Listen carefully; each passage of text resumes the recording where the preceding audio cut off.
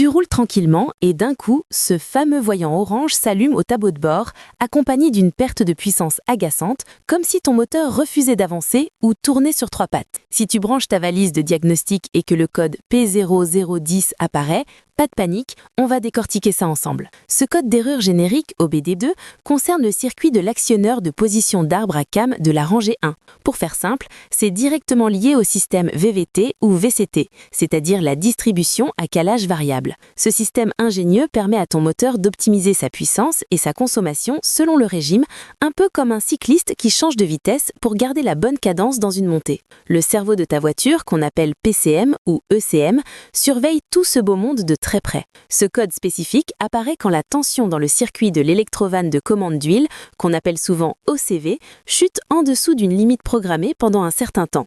La mention rangée 1 indique simplement qu'il s'agit du côté du bloc moteur qui abrite le cylindre numéro 1, ce qui est très utile à savoir sur un moteur en V. Les symptômes que tu vas ressentir sont assez classiques. Un ralenti instable, un moteur qui broute ou qui manque cruellement de souplesse, et bien sûr, ce voyant moteur qui refuse de s'éteindre. Les coupables potentiels sont souvent les mêmes dans ce genre de panne. Une électrovanne OCV fatiguée ou défectueuse est le cas le plus fréquent, mais cela peut aussi provenir d'un fil coupé, d'un connecteur oxydé ou d'un court-circuit dans le faisceau électrique du système VVT. Dans des cas plus rares, le calculateur lui-même peut être endommagé. Mon petit conseil d'habitué avant de te lancer dans le changement de pièce à l'aveugle, inspecte minutieusement tout le câblage et les broches des connecteurs de cette rangée 1. Souvent, avec les vibrations et la chaleur, un fil se dénude ou une fiche prend un peu de jeu.